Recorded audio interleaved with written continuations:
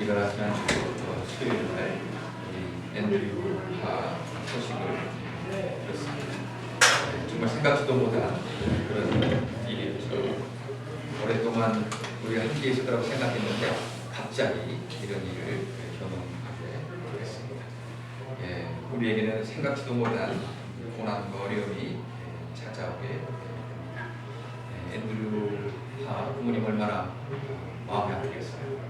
그래서 화장을 하고 뒷뜰에다가 뿌리고 앤드류파 여러 가지 기념 추억을 한다고 하는데 아마 지금 믿기지 않을 거라고 생각합니다.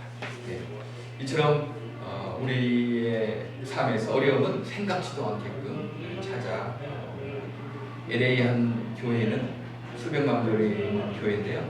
PC USA 미국 장로교 교단이래요.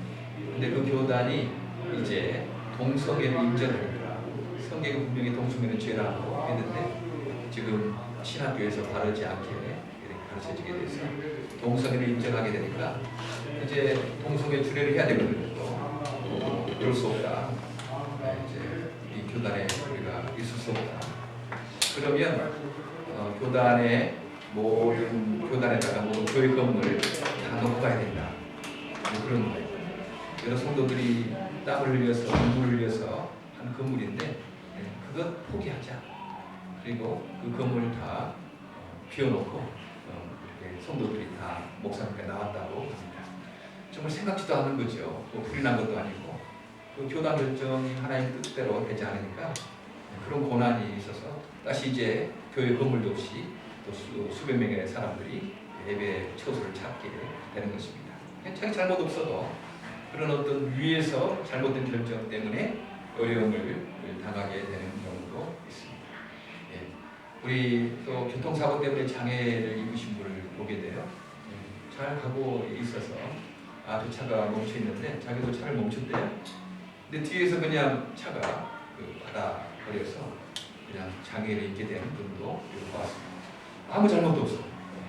그냥 차 앞에 있어서 스톱했고 그랬는데 뒤에서 차가 이렇게 박아서 장애를 입게 되는 전혀 생각지도 않는 그런 어려움을 당하게 된 경우가 있습니다. 우리의 삶은 우리 계획대로 되지 않습니다. 물론 계획을 잘 세우고 인간 노력을 다 해야 되겠죠. 그러나 거기에 시기와 우연이 작용한다는 것입니다. 그래서 성경 말씀 전도서의 9장 11절에 빠른 경주자라고 선착하는 것이 아니며 용사라고 전쟁에 승리하는 것이 아니며 지혜자라고 음식물을 먹는 것도 아니며 명철자라고 재물을 얻는 것도 아니니 이는 시기와 우연이 그들 모두에게 임함이니라.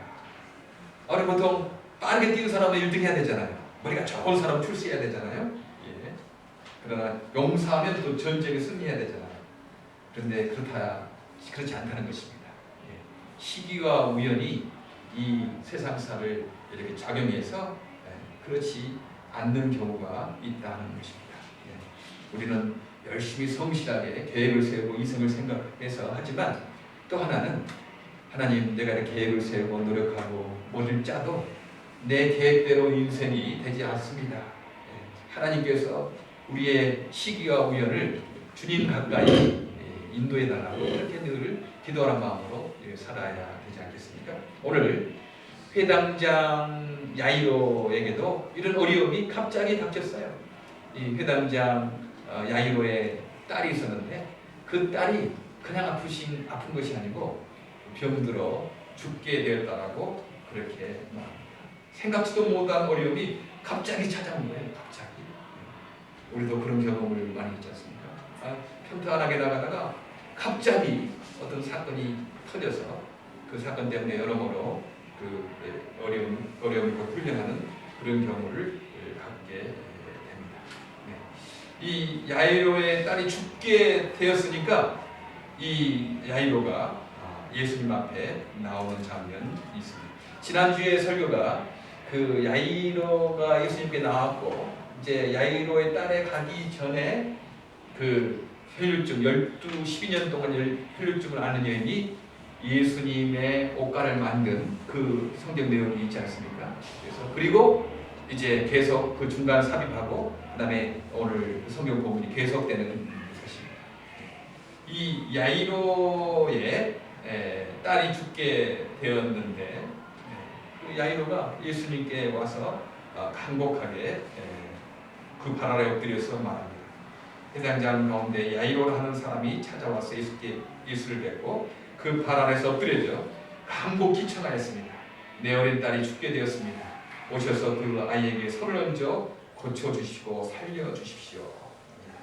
그 고난 앞에, 특별히 죽음 앞에 어떤 권세도 명예도 지식도 힘을 쓰지 못합니다. 사실 회당장이는 그때 지식층이었고, 회당 이제 성전이 변해서 바벨론 포로 시절에 성전이 없어졌으니까 바벨론 포로에서 이제 회당을 만들었거든요. 지금 유대인 회당이 있는 것처럼 그런 회당의 그 장이래요. 높은 지위가 높은 데죠. 유대인들이 예수님 배척하고 예수님 무시하는 그때 회당의 그 장이 되는 회당장이 자격심도 있고 권세도 있고 힘도 있었지만 그 딸의 죽음 앞에 그 모든 것을 포기할 수밖에 없었습니다. 그래서 예수의 발 앞에 엎드려서 간곡하게 요청을 하는 것입니다. 예수께 나오는 거 참 중요하죠. 저 예수님 말씀 들으니까 귀신도 쫓아내고 풍랑이는 배에서도 풍랑을 잔잔케 하고 뭐 병든 자를 고치고 중풍병을 고치고 지붕으로 된 중풍도 고치고 그런 소식을 많이 듣지 않았습니까? 그래서 도저히 고칠 수 없는 이 병을 예수님께 가면 고칠 수 있겠다는 그 믿음을 가지고 야이로가 예수님께 이렇게 와서 무릎을 꿇고 간절히 구하게 되는 것을 보게 됩니다. 예수님께 가면 문제가 해결된다. 그런 믿음이 있는 거. 너무 중요해요. 그런 믿음을 갖는 건 너무 중요합니다. 지난주에 혈증 앓는 여인도 그러지 않았습니까? 혈증 앓는 여인도 예수께로 가면 내가 12년 동안 이렇게 혈병을 앓고 피를 쏟지만 의원을 찾아다녔지만 고치지 못하고 내 돈만 낭비하고 내 병은 악화되는데 예수님께 가면 이거 문제 해결될 수 있다. 예수님께서 나에게 손 얹혀주지 아니하고 내가 예수님의 옷자락만 만져도 예수님께서 나를 치료할 것이다. 그런 간절한 믿음을 가지고 예수님 뒤에서 옷자락을 만졌던 우리 그 내용을 우리가 알게 됩니다. 그 간절한 믿음, 그 믿음을 가지고 나갔을 때 그 문제가 해결됐어요. 오늘 야이로도 그런 간절한 마음, 내 딸이 죽게 되었으니까 여러분 우리가 아이들을 어려움을 당할 때 차라리 내가 아프지 그런 생각하지 않습니까? 내가 아프고 우리 장애로 어려움을 당하는 우리 형제 자매들 볼 때 차라리 내가 저런 장애를 안고 살았으면 내 아들 딸이 회복되고 내가 저런 처지에 있었으면 하는 것이 우리 부모의 마음 아니겠어요? 아마 이 야이로도 내가 차라리 이렇게 아파서 죽을지언정 내 딸이 좀 고쳐졌으면 좋겠다. 내가 회당장이라는 어떤 권세, 명예, 지식 이 고난 앞에는 아무 쓸모가 없는 거예요. 그래서 간절히 예수님께 나간 것을 봅니다. 그 혈루증 앓는 여인 이야기 그 말씀 나오고 그 다음에 야이로의 딸 말씀 나오고 그 다음 이제 7장에 어떤 이야기가 나오면 예수님과 고향에 가서 이제 그 병든 자를 고치고 기적을 행하는 이야기가 나오거든요. 그런데 예수님은 그 고향에서는 별로 그 기적을 많이 베풀지 못했어요. 6장부터 이제 또 나옵니다. 왜냐하면 그들이 이렇게 말하는 거예요. 이 사람은 마리아의 아들 목수가 아닌가? 그는 야고보와 요셉과 유다와 시몬의 형이 아닌가? 또 그의 누이들이 우리 모두 같이 여기 살고 있지 않는가? 그러면서 그들은 예수를 배척하였다. 그렇게 말합니다. 그들은 예수님은 그 마리아의 아들 목수가 아닌가? 그 야고보, 요셉, 유다, 시몬의 그 형이고 그의 누이들도 같이 있는 저 예수가 어떻게 우리의 병을 고치고 기적을 행한다는 말인가? 그러면서 그들의 믿음이 없는 거예요. 5장 5절에 예수께서 다만 몇몇 병자에게 손을 얹어서 고쳐주시는 것밖에는 거기서는 아무 기적도 행하실 수 없었다. 왜냐하면 그들이 믿지 않았기 때문에. 간절한 믿음이 없는 거예요. 그러니까 예수님의 능력 있는 분이지만 간절한 믿음 없는 사람에게는 그 어떤 일을 할 수가 없는 것을 보게 됩니다. 그래서 이 마가복음 5장 후반절부터 6장 절때까지는 그 야이로의 이야기, 또 헬루증 앓는 그 여인의 이야기, 또 고향에서 고향 집에 그 사람들을 이야기 통해서 예수님께 간절한 믿음을 가지고 가는 것이 얼마나 중요한가 그것을 보여줍니다. 혈중 앓는 여인이나 야이로는 예수님께 간절한 마음을 가지고 믿음을 가지고 나왔거든요. 그래서 그 문제가 해결됐는데 그 고향 사람들은 예수를 저건 뭐 형제 엄마 아빠 다 내가 다 아는데 저분이 뭐 하나님 아들이라고 그럼 믿지 않았어요. 그래 거기서는 하나님께서 예수께서의 이적을 행하지 않았더라라는 말씀입니다. 간절한 믿음을 가지고 사는 것. 오히려 여러 가지 우리가 어려운 고난 때문에 우리 하나님 앞에 간절한 마음으로 같이 간다는 것, 그건 어떻게 생각하면 복이라고도 할 수 있습니다. 우리가 주 앞에 간절한 믿음을 가지고 살아가는 것 자체가 우리가 더욱더 주의 십자가를 따라가는 길 아니겠어요? 그것을 우리의 복이다. 우리 주님 은혜의 사슬로 나를 주 앞에 메어달라고 하는 것, 아마 그렇게 우리가 생각해도 좋을 것 같습니다. 제가 지난주 수요일부터 토요일까지 트레스디아스라고 거기 가서 봉사를 해서 3박 4일 동안 트레스라 말은 3일이라 말하면 디아스 3일 트레스디아스 스페인 말인데 거기 가서 봉사하는데요. 거기에 참 남자들 30명이 모였어요. 그래서 뭐 아침 8시부터 저녁 한 11시까지 뭐 간증하고 성경 보고 또 여러 가지 하고 있는데 거기에 두 분의 간증이 참 잊혀지지 않습니다. 그분 한 분은요, 참 대학 교수였대요.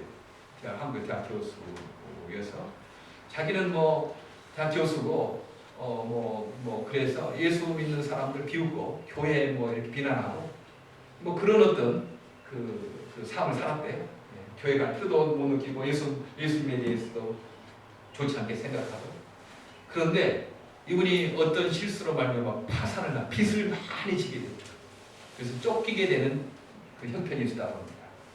그런데 그런 상황에서 그 아내가 동네 교회가 있으니까 동네 교회를 찾았대요. 그러면서 교회를 가면 마음이 편안하다. 이 말을 듣고 이분도 너무 이제 빚에 쪼들리니까 이제 뭐 단칸방에서 지하층에서 살게 되는데 형편이 있으니까 이분도 마음이 너무 불안하고 평안이 없으니까 이제 교회에 가게 됐다. 그때부터 이제 예수 믿게 됐던 그런 이야기를 말하더라고요. 대학 교수 하다가 미국에 또 오게 돼서 미국에서 이제 정착하려고 이제 여기에서 이제 막노동부터 시작한 거예요. 그렇죠. 영어 잘 못하고 전문지식 없으면 여기서 우리가 뭐 막노동부터 시작해야 되는 그런 환경을 통해서 자기의 믿음이 많이 자랐다. 지금 장모님까지 돼서 봉사하고 있습니다. 그분에게는 그 빚에 쪼들려, 빚쟁이에 쪼들려가지고 이것이 그게 주 앞으로 나가는 계기가 됐다. 그렇지 않았으면요, 교회를 비난하고 예수님 모른 채 영원한 지옥으로 갈 뻔하지 않았겠어요? 그런 고난을 통해서 예수님께 더 가까이 갔다. 그런 그 간증을 들었습니다. 또 한 분은 이분은 굉장한 유상상속을 받은 거예요. 유상상속을 받고 어렸을 때부터 한 80년대, 70년대부터 자가용으로 그 학교를 다닐 정도로 운전기사가 그 아내도 그렇게 부유한 집안에 태어났는데 이제 결혼 준비해서 결혼하게 됐어요. 그 아내는 교회 다니게 됐고 이 남자는 교회 다니게 됐는데 결혼할 때는 이제 여자 된 사람이 이제 교회 나가야 됩니다. 믿음을 가져야 됩니다. 그러니까 뭐 결혼하고 싶어서 그러겠다고 그렇게 했는데 막상 결혼하고 나와 보니까 이제 교회를 못 가게 하는 거예요. 집안에 종교가 2개 있으면 안 된다.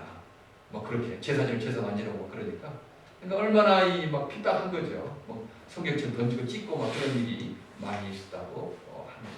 교회에 대해서 부정시하고 아내도 못 나가게 하고 그런 상황에 있었는데 사업을 무리하게 확장하다가 파산하게 되고 이제 신용불량자가 되어서 쫓기는 몸이 됐대요. 쫓기는 몸이 돼가지고 정말 도망치다시피 미국에 간신히 오게 됩니다. 그런 상황에서 이제 어쩔 방도가 없으니까 이제 미국에 오면 교회를 찾게 되지 않겠습니까? 거기서 예수의 사람들의 그 따뜻한 사랑을 경험하고 그때부터 예수 믿게 되고, 그래서 지금 그 봉사도 몇 년째 이렇게 하고 계시더라고요.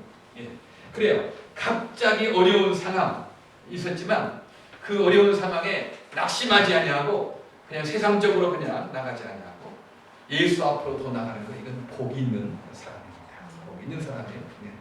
고난을 통해서 예수 앞에 더욱더 나가게 되면 복 있는 사람인데, 바로 이 야이로는 딸이 죽게 된 그 병에 걸리자 예수님께 더욱더 가서, 예수님 우리 딸아이에게 좀 안수해 주시고 우리 딸아이를 살려달라고 그렇게 말을 했던 것입니다. 이런 절망적인 상황에 우리 지난주에 봤던 이제 혈루증 앓는 여인이 뒤에 와서 예수님의 손을 대니까, 간절한 믿음 손을 대니까 그 혈루증이 떠나게 됐어요. 근데 예수님께서는 자기 몸에서 능력이 빠져나가는 걸 알고 누가 내 몸에 손을 대었느냐 이렇게 묻습니다. 근데 제자들이, 사람들이, 아니 예수님 사람들이 지금 밀치고 뭐 그러는데 무슨 손을 댔다고 말합니까? 아니다. 누가 나에게 손을 댄 자가 있다. 예수님은 아신 거죠. 간절한 믿음으로 나온 사람이 누구인지. 아무리 몸을 부딪히면도 예수님은 뭐 그냥 좀 기적이나 좀 보자 이렇게 온 사람하고, 예수님만이 내 이 병 고칠 분이십니다. 의원들이 고치지 못하고 이런 돈만 낭비하고 도저히 내 힘으로 우리 인간이 할 수 없는 것입니다. 주님이 능력 있는 분이시고 주님의 몸에 손만 닿아도 난 나을 것입니다 라는 그 간절한 믿음을 가진 혈루증 여인 그 기사가 거기에 나왔고, 이제 그러는 가운데 좀 지체된 거죠. 이제 한 사람이 그 야이로에게 와서 그 말을 전하는 것입니다. 오늘 성경의 본문에 한 절이 빠졌네요. 이렇게 그 전에 제가 읽어드리면 이렇게 말씀 한번 보면 됩니다. 예수께서 말씀을 계속하고 계신데, 그 혈루증 앓는 여인에게 말씀을 계속하고 계시는데, 회당장의 집에서 사람이 들어와서 회당장에게 말하였다.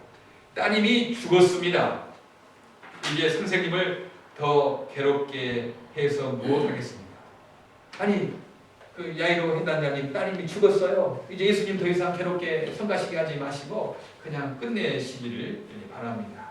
그렇게 기별이 온 거예요. 조금 원망 섞인 것도 있겠죠. 예수님 좀 딸이 병들어 죽겠다고 하면 빨리 달려가서 빨리 안수해서 낳아주시지, 뭐 혈루증 앓는 뭐 고쳐주시고 뭐 또 말도 하고 뭐 시간을 지체하고 뭐 이렇습니까? 우리는 이제 그런 내 문제 좀 빨리 와서 고쳐주시지 왜 이렇게 더디됩니까? 그런 어떤 원망도 가끔 하지 않겠습니까?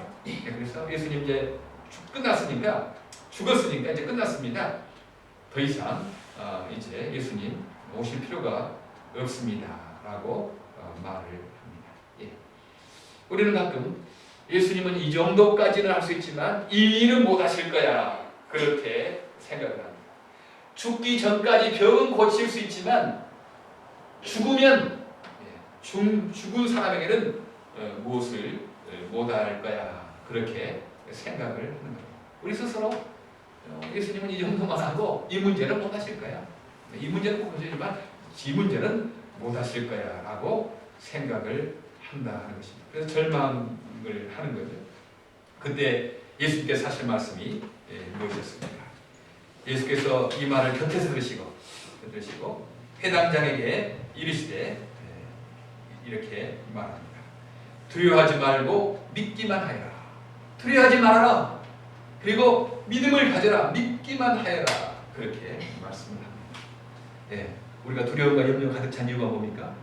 믿음이 떨어지면 두려움과 염려와 걱정과 근심이 가득하게 됩니다. 굉장히 상관관계가 있어요. 우리가 걱정과 두려움이 많다 점검해 보면요, 우리의 믿음이 떨어지고 있는 겁니다. 지금 이제 뭐 예수님 이제 끝났으니까 이제 더 이상 오실 필요도 없고 이제 끝난 거 아닌가, 낙심하고 절망 상황에서 믿음이 떨어지니까 두려움이 온 것입니다. 예수 믿는 사람들의 가장 큰 특징은 무엇이겠습니까?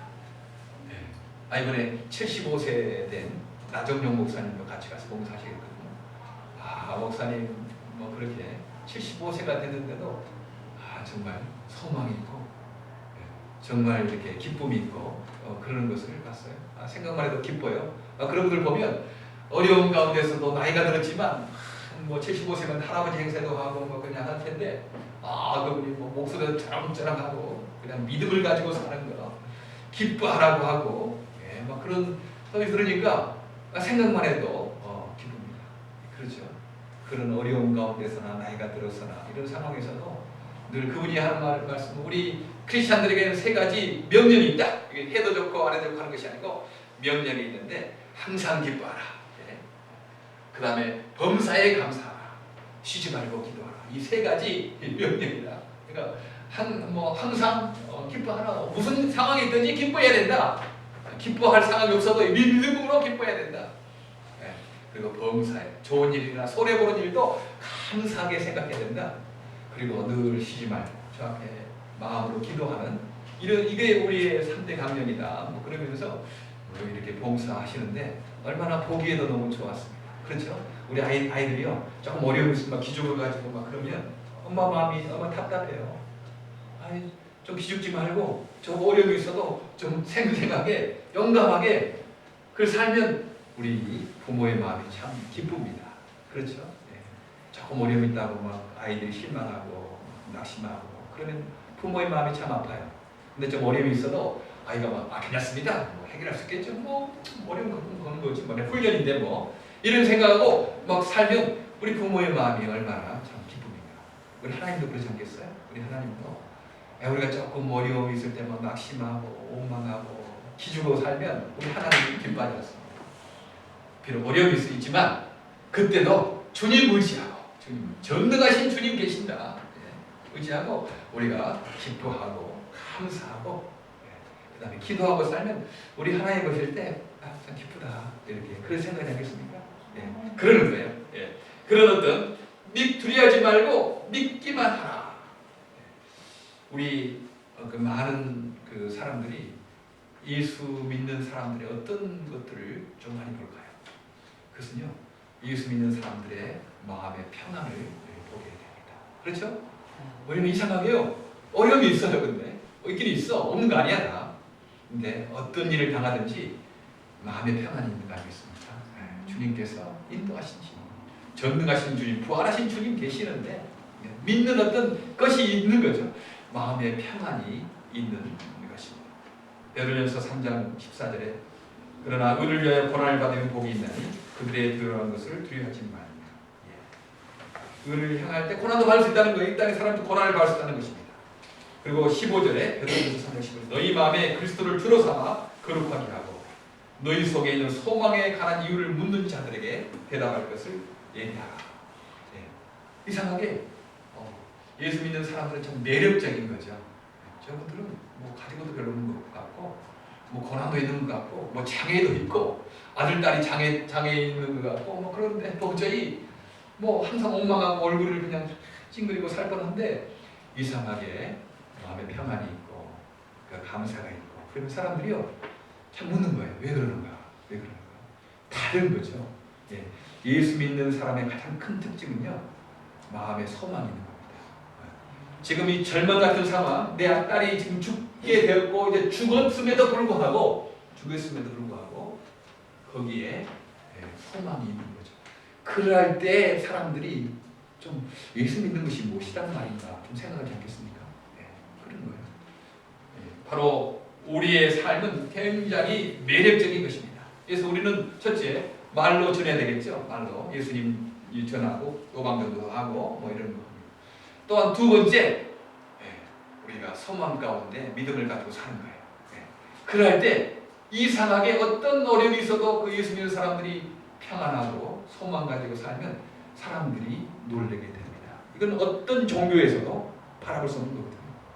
좀 잘 되면 웃고 감사하고 뭐 자기 소원이 이루어지면 뭐 기뻐하고 뭐 그러는 것이지만 세상의 종교들은 그런 것이지만 그러나 예수께서 주시는 평안은 우리가 평안할 때 주는 평안뿐만 아니고 우리가 어렵고 힘들고 딸이 병들어서 죽게 되는 상황에서도 죽었어도 주시는 그 평강이 있거든요.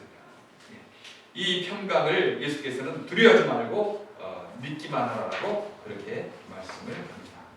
그래서 예수님께서 이제 그 야이로의 집에 가게 되는 거죠.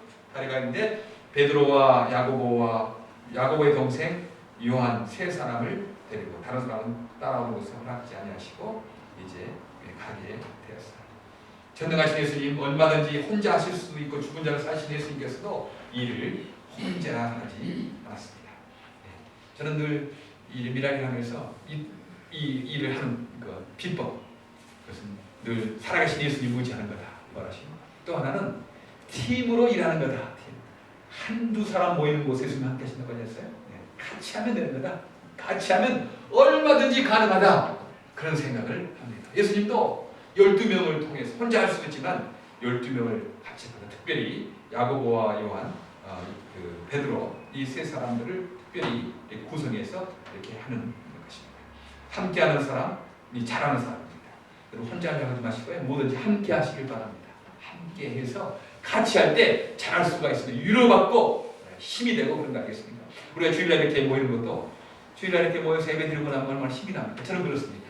저는 주일날 이렇게 예배 드리고 교제하고 기도하고 그러면 힘이 나는 같이 하니까. 미라를 혼자 하면 제가 할 수 있겠어요? 그러나 같이 하니까 주님께서 위로해 주시고 힘을 주시는 것을 볼 수 있습니다. 무슨 일을 하든 혼자 하지 마시기 바랍니다. 같이 팀을 구성해서 하게 되면 위로해 주시고 하나님께서 그들을 통해서 우리에게 용기를 주십니다. 예수님께서 이제 그 집에 가자 사람들이 울며 통곡하며 뭐 떠드는 것을 보시고 막 울고 통곡하고 그랬어요. 그리고 요즘에도 이렇게 돈 주고 우는 사람이 있는가 봐요. 이 성경 당시에도 돈을 주면 대신 울어주는 사람들이 있었습니다. 이렇게 해서 돈이면 뭐니 해도 뭐니까 최고니까 막 그러면서 돈을 주고 이렇게 막 우는 사람도 있었고 막 그랬어요. 그랬는데 예수께서 이렇게 말합니다. 들어가서 그들에게 말씀하셨다. 어찌하여 떠들고 울고 있느냐? 그 아이는 죽은 것이 아니라 자고 있다. 40절 그들은 예수를 비웃었다. 아니 죽었는데 예수님께서는 죽은 것이 아니고 잔다고 하니까 얼마나 웃기겠어요? 좀 비웃은 거죠. 그들의 예수님의 차원과 그들의 차원 다른 겁니다. 아마 한 20년 전만 해도 우리가 20년 뒤로 가가지고 스마트폰 하고 막 음악 듣고 막 웃고 그러면 그 사람들이 미쳤다고 그러지 않겠어요? 무슨 스마트폰 가지고 뭐 저라도 하고 뭐 웃고 그러면 음악 듣고 웃고 그러면 저 사람 미치지 않았나? 100년 전에 우리가 타임머신을 타고 가서 그렇게 하면 더 그러지 않겠습니까? 차원이 다른 거죠, 차원이. 그들은 이제 끝났다, 이제 죽었다, 이제 절망이다. 그렇게 말할 때 예수님은 아니다, 끝나지 않았다, 절망 상황이 아니다, 희망이 있다, 죽지 않았다, 잔다. 그렇게 말씀을 해 주는 것입니다. 차원이 다른 거죠. 우리의 소리의 세계는 우리 귀로 듣습니다. 소리의 세계는 귀로 들어야 되잖아요. 시각의 세계, 보는 세계는 우리 눈이 시각으로 점검을 합니다. 지식의 세계, 무엇을 알고 이해하고 것은 우리의 지식으로 우리가 그것을 캐치합니다. 그러나 영의 세계는 믿음으로 아는 것입니다. 믿음이 아는 거예요. 그 사람들은 이 영의 세계, 믿음의 세계를 잘 모르는 사람들 너무 많아요. 똑똑한 사람도 잘 모르는 사람 많아요. 지식의 세계는 지각으로, 소리의 세계는 청각으로, 시각의 세계는 눈으로 이렇게 감지하는데 영의 세계는 믿음으로 우리가 감지하는 것입니다. 예수님께서는 믿음의 세계에 사신 분이거든요. 그러니까 비웃은 거죠. 비웃어서 찬다고 그러니까 이제 비웃어서 예수님을 좀 거절하는 것 아니겠습니까? 예수님께서는 우리가 죽었다 할 때 아니다, 찬다. 내가 낙심할 때 아니다, 소망이 있다. 나는 이제 끝났다, 아니다, 아직도 여지가 있다라고 그렇게 말씀을 하십니다. 믿으십니까? 네, 그래요. 우리 주님 모시고 사는 것은 영원한 소망이 있는 겁니다. 영원한 소망이 있는 거예요. 죽음까지도 죽은 것이 아니다, 그건 자는 것이다. 그렇게 소망을 주신 분이 죽음 이후에 어떤 우리 문제 있지 않겠어요? 우리 이제 끝났지, 나는 끝났지. 내 가정 이런 문제 끝났지. 내 사업은 좀 이제는 도저히 길이 없지. 나는 방향을 없지, 소망이 없지. 그렇게 우리가 절망할 때라도 아니다. 두려워하지 말고 믿기만 해라. 우리 부활하신 예수님을 믿으시기를 바랍니다. 주님께서 인도하시면서 죽음을 이기시는 분이 내 문제, 내 아들, 딸의 문제 해결책이 있지 않겠어?